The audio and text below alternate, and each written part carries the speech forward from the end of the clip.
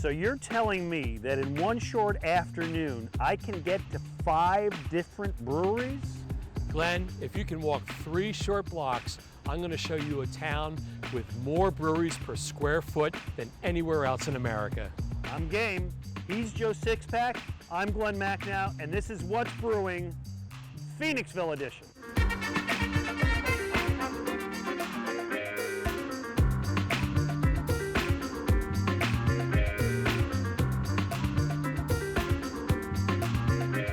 What's Brewing? Brought to you in part by Monco Makers, powered by the Valley Forge Tourism Board. Download the app. Partial funding provided through a grant from the Pennsylvania Malt and Beverage Industry Board.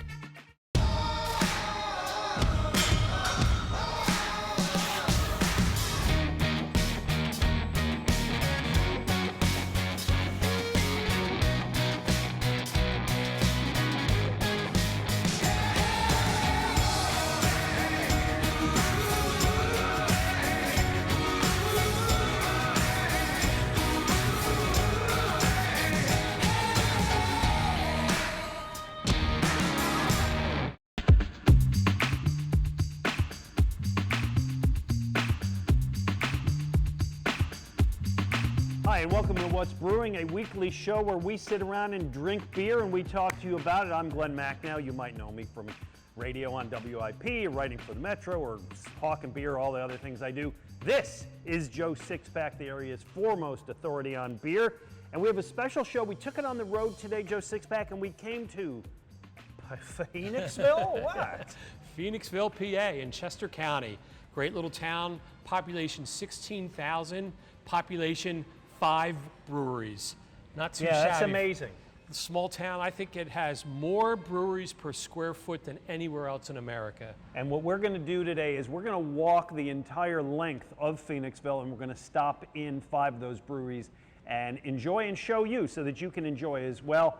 Now, we're starting because there's even more. There's a few we're not going to get to, so we're doing our beer swap, and I'm giving you something from Sly Fox, which has been around for a while, really top-notch local brewer. They're kind of on the outskirts of town, and this is their Vulpulin IPA.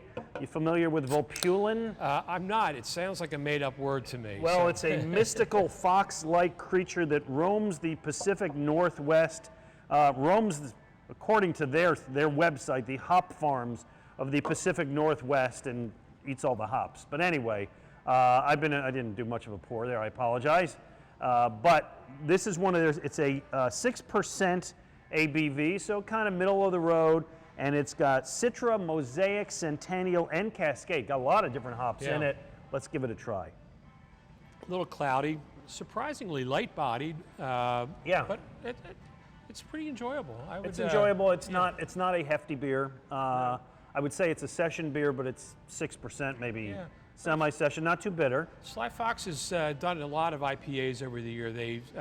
The best known one, or their main product, is called Route 113 IPA because they're out there on Route 113, just I guess maybe 2 miles from where we're sitting. So I've had it, I've enjoyed it, so I bring this to you today. There's the can. What do you bring me?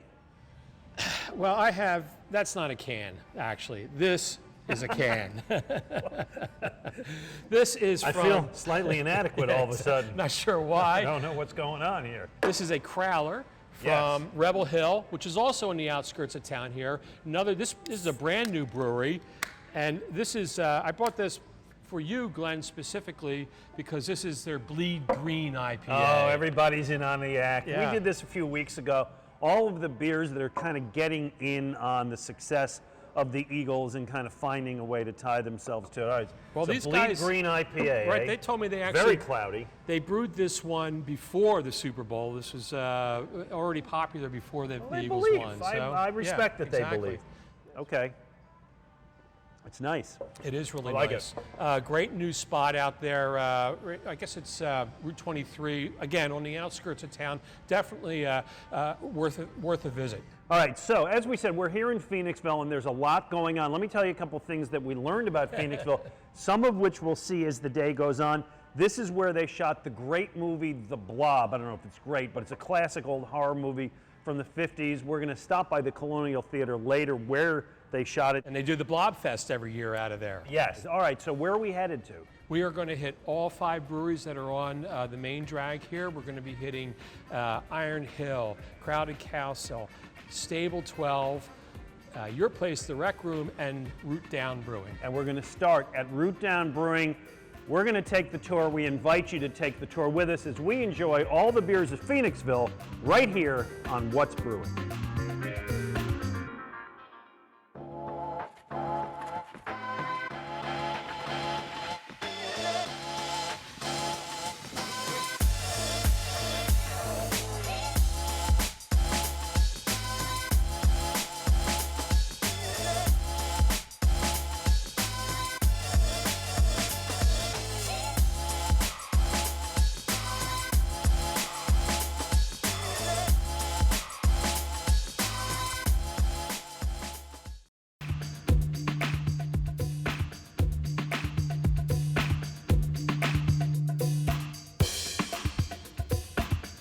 Welcome back to What's Brewing, and today we're taking a tour of Pheonixville, maybe the greatest beer city in America. Who would have thought? Population 16,000, 5 breweries, 6 breweries, 7 breweries, and we're here at the Root Down Brewery, which opened up in June 2017. This place used to be a live theater, where it was the Savoy Theater.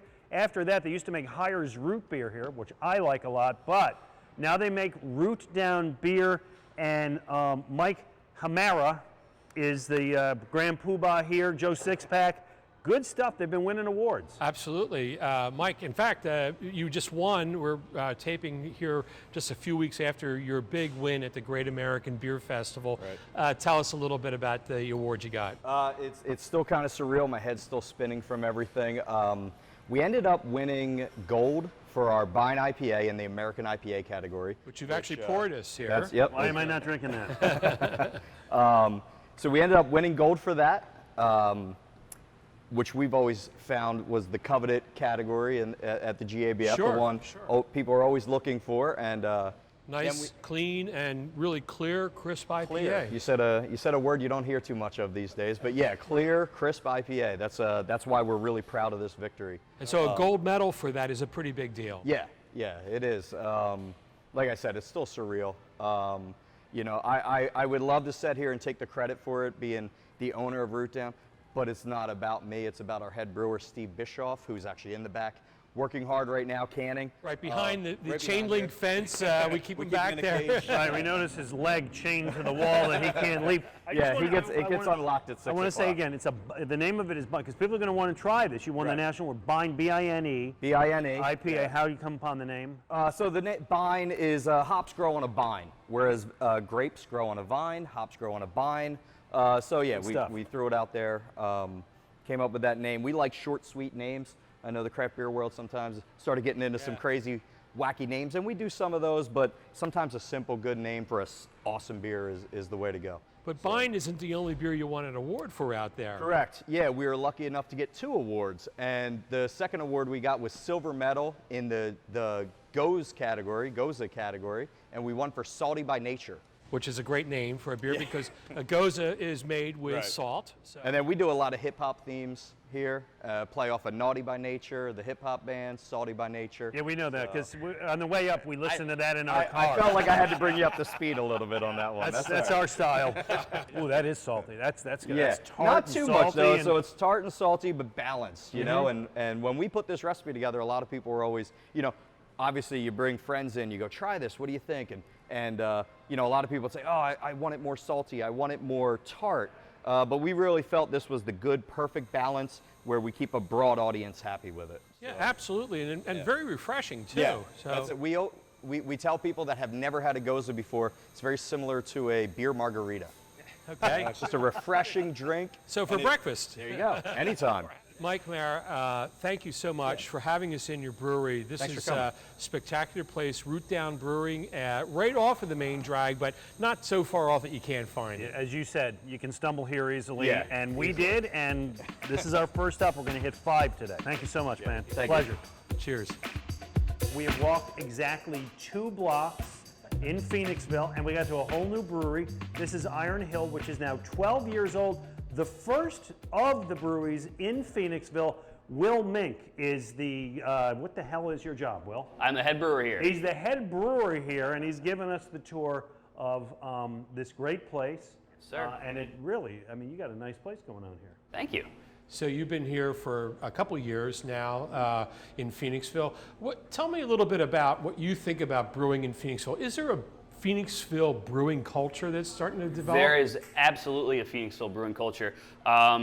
It's hard to keep track of how many breweries there are here in town now, but we're all friends. You know, we've collaborated on recipes before. We'll continue to do that in the future, and we'll share ingredients if need be. It's kind of a friendly competition, and what's great about every place being so close is that if you come into town for one beer, you can try a different beer just 2 blocks away. It's awesome. All right, so I'm trying what is a Philly special. Who would have thought of that name?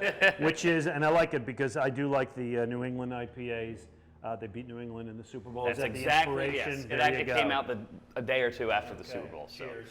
that was the inspiration. What there. makes a New England IPA? So New England IPAs are unfiltered. Traditionally, American IPAs are filtered. They're, you know, if you hold them up to the light, they'll be nice and bright, and you can see through them. Can't see a blessed You thing cannot see except through for the this. beer, which is fine. A lot of hops, a little yeast in suspension there, and that gives it kind of a softer mouthfeel. And these are actually much less bitter than traditional IPAs too. Often people automatically associate bitterness with hops, but hops give us a lot of flavor and aroma too. So this has all that hop flavor without any of the bitterness. All right, what else we got here?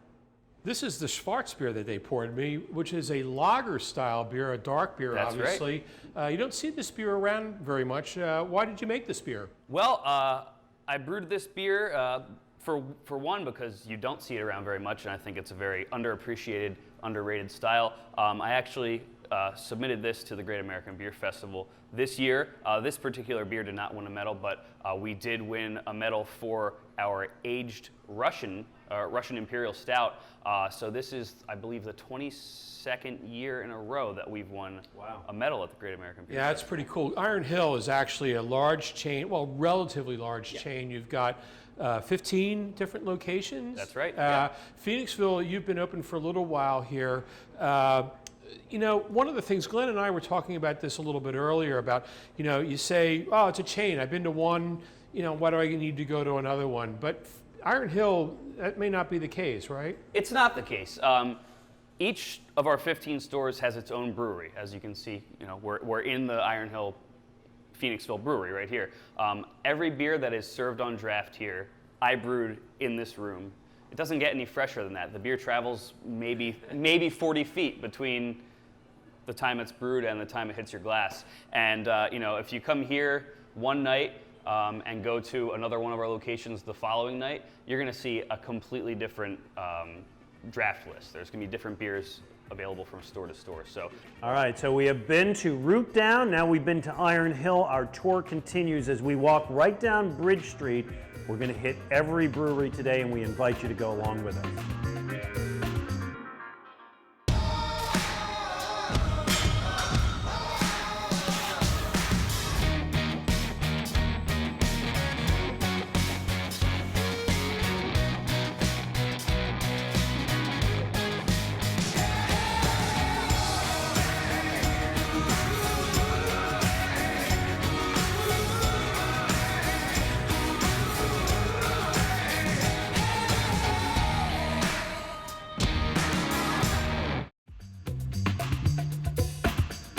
So as we continue our tour down Bridge Street in Pheonixville, we end up at the Rec Room by Conshohocken Brewing Company. Joe, you know I'm involved with the Conshohocken Brewing Company and delighted to be so. Becky Lepotsky is our general manager here at the Rec Room. Great to see you, Becky. Good to see you. Welcome, guys. Thanks for coming out. Tell us a little bit about the concept here, because it's more than just a brew pub. Yeah, absolutely. So we really wanted to take this kind of shuffleboard, ping pong, foosball, gaming kind of concept and really play that into Pheonixville's nightlife and everybody that comes out, and really make it a fun place to come for both families and, you know, at the end of the night when the kids are asleep. So yeah.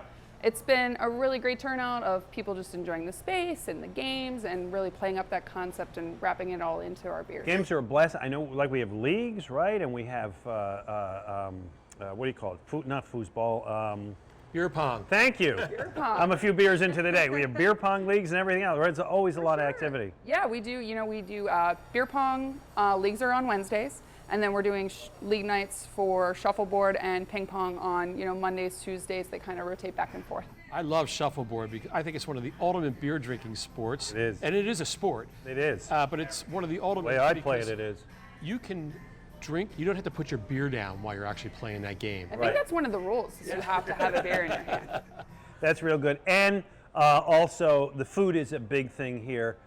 So we partly because we've been drinking beer all day, we asked you to do a few of the items on the menu. For sure. So Joe Sixpack, you have never had a beer I curd don't in think your I've life. ever had. If I did, it was by mistake.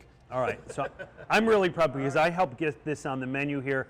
When I did my food truck competition a few years ago, there's one called the Cow and the Curd. And beer curds, I would say they're mozzarella sticks on steroids. They're way better. They're light, they're fluffy. We have the Conshohocken IPA in that batter, so it makes them nice and airy. And they taste really healthy. Oh, They taste are really healthy. You want healthy? Here, try the Brussels sprouts. That's healthy because Yeah, they're with the prepared cheese healthy, right? And the bacon, and they're Yeah. fried, but they really are really crunchy and delicious, and a nice light option as opposed to like those heavy ones that you get. The curds, true beer drinking food. It's a great bar food. Yeah, and again, you can drink with one hand and eat with one hand, and that's good. We ordered up some tacos as well. Yeah. And let's talk about the beer. I'm drinking the Puddler's Row, which, we've done real well. We've won awards with this thing. Yeah, we've won 2 silver medals at the World Beer Cup in the ESB category for the Puddler's Row.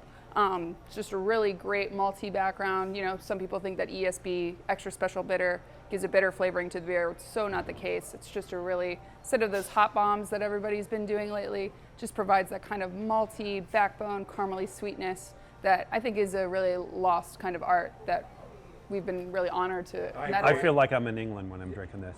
We get a lot of compliments from people. ESB is one of those beers at Conshohocken. I always order it first, almost always order it first because your brewer does a really good job with it. But Today this, you went a different direction. I did. This is I went to this direction. This is the Fest beer, and I went with this because check out that mug. That's fine. It's such a great looking beer That's mug. a big pour too. How many ounces is that? 21 ounces in that. So it's actually Make bigger sure he than a pays half big liter. for that. Cool.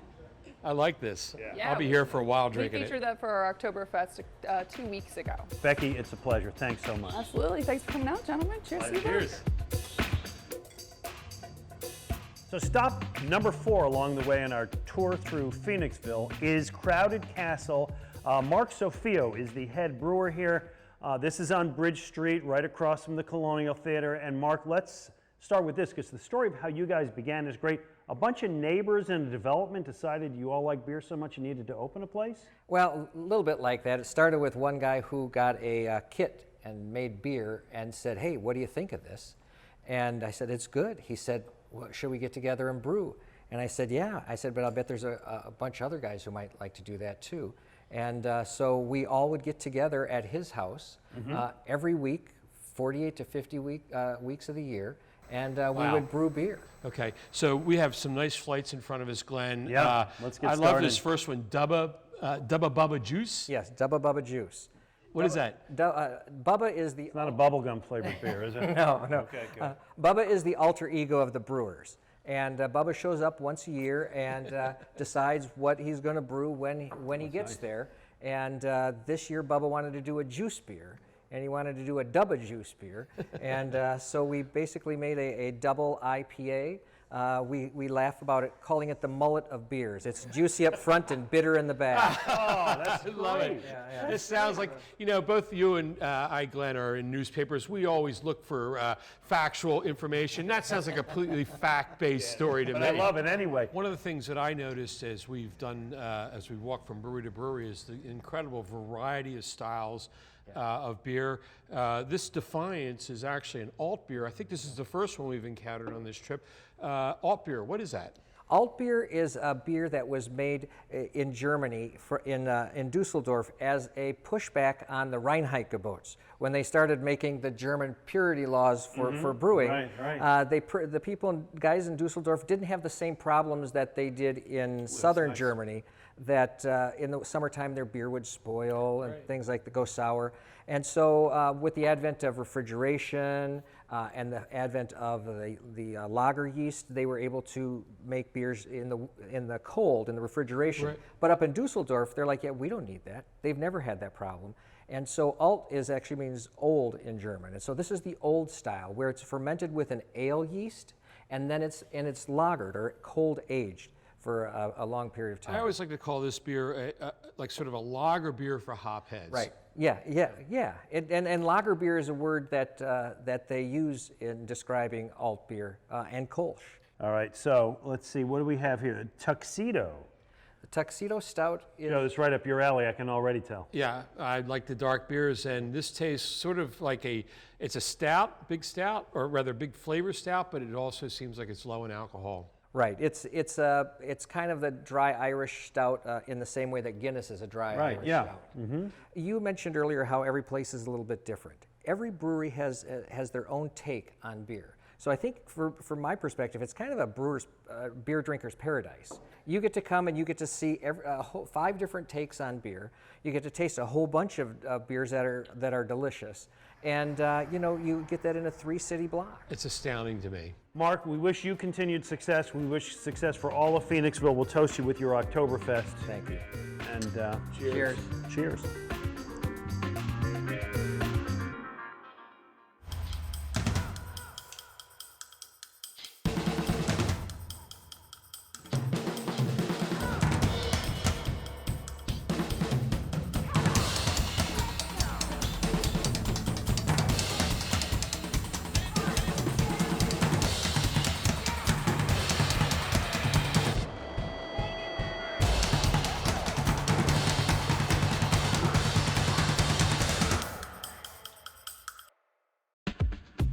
Welcome back to What's Brewing, and we have reached our final stop of the day.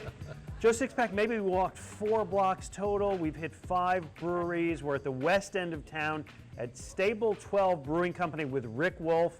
And Rick, you've got a whole horse theme to this thing. What's the story with this? Correct.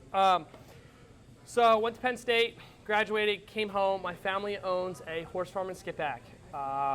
Started homebrewing with some guys on Saturday, and my mom walked in the kitchen and was like, "What are you guys doing? Get out."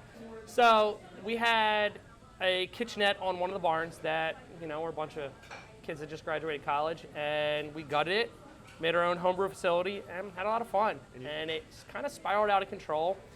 Took a time out and said, is this going to be a hobby? Let's dial it back, or is this going to go commercial and let's go forward? So we went forward with it, and here we are. And Joe, that's the dream of every home brewer. Absolutely, and one of the things you see from homebrewers is trying all kinds of different styles, and just looking at the colors of the beer here, it's pretty obvious that they do a lot of varieties. I think, Glenn, you got to try. I've already sucked into these beers a little bit. I'm way ahead of you. You got to try the IPA. I think you're going to enjoy it. Big fan of the IPAs. Tell us about this. This is Sugar-Coated Pony Kisses. This is Sugar-Coated Pony Kisses. That is correct. First time for me. Joe, don't know about you. You haven't had a pony kiss you before? All right, so this is a New England. Never mind. Yeah, go on. This is a New England style IPA. It's made with Citra, Mandarina Bavaria, and Falconer's Flight. It does have a little bit of lactose in there. Joe, what's the story with the lactose? Well, lactose is milk sugar, and it's a sweetening agent. It also does not ferment out, so it adds just pure sweetness to the beer. Okay. So it's usually seen in darker beers, but we've seen it in a lot of IPAs lately. So because they're sweetening that style of beer up. All right. So this is your Oktoberfest, but it's different than most that we've had. So this is our take on an Oktoberfest. We call it Oktober Kolsch. So we took a German style Kolsch and a German style Oktoberfest and kind of blended them. Yeah, different. Most Oktoberfests are a little malty. We want to do something a little different. You can drink a couple more of these. It's a little easier to drink than an Oktoberfest. It's not so heavy in your stomach. Right, the Kolsch is a lighter kind of beer. Correct. And we talked about it a few weeks ago in our Oktoberfest segment, how the German Oktoberfest beers tend to be lighter so they can drink more of them. I think that's what's going on here with this beer. All right, so this is the Hawaiian Punch beer?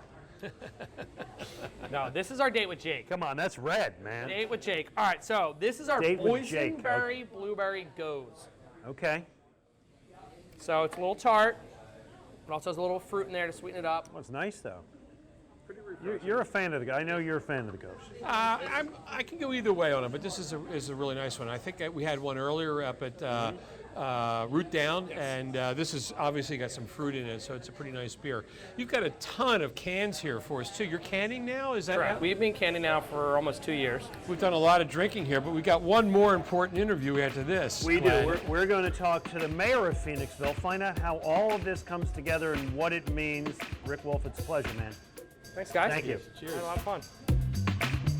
So as we wrap up here in Pheonixville, we're delighted to be joined by the mayor of this town, Peter Urschler. And we got to start with your shirt because it's great. Paris, London, New York, Tokyo, Pheonixville. I got to tell you, Joe Sixpack, I feel that way after this day. We hit the big city. You know, of all those places, I got to say Pheonixville is the beer capital of the world here. Absolutely. And you got to be proud of that. Give us a little bit of the background. Why Pheonixville? There are so many great city suburbs around this area. How did Pheonixville become this mecca for these breweries? You know, Pheonixville it's just been it's this great community of people who really care a lot about one another. And you know, Pheonixville had this rich history of being a steel town.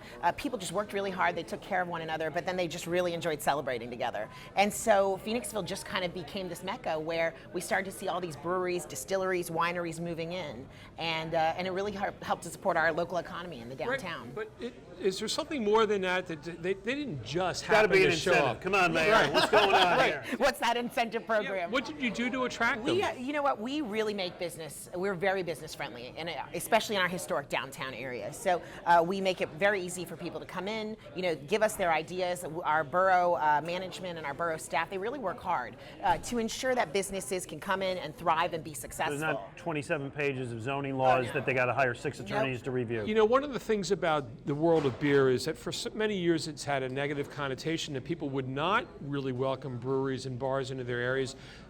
Tell me about how Pheonixville has sort of looked at breweries. I mean, it seems to be, it's a very positive thing. You know, we look at it in a very positive way, especially the owner-operators that we have. You know, they work so well with the borough, but at the same time, they're also using these large footprints, these buildings with large footprints. They were old 5 and dime shops. They were old bottling factories. Right. And they're places that maybe in today's environment, a regular retail shop wouldn't be able to survive in that large scale. But what you find is when you have the brewery or the distillery and you have the tasting room, you have the revenue and you have the people coming in that can support these large, you know, kind of spaces. Mayor Urschler, it's a pleasure to meet you. So much fun. Really enjoyed our trip through Pheonixville, but before we leave, we've been doing a field of 16 Pennsylvania IPAs. Let me quick look at the last minute results here. Okay, here we go. Lancaster Hop Hog won the Central Pennsylvania bracket up against the amazing She Monster from Springhouse Brewery. Lancaster Hop Hog, congratulations to you. You move on to the next round. Keep voting. You're right, keep voting, and again, keep watching our show. We're delighted that you've chosen to spend this time with us at What's Brewing. You can follow us on Facebook and on Twitter. We love your feedback, and enjoy. Cheers, everybody. And come visit us in Pheonixville soon. Come back. What's Brewing? Brought to you in part by Monco Makers, powered by the Valley Forge Tourism Board. Download the app. Partial funding provided through a grant from the Pennsylvania Malt and Beverage Industry Board.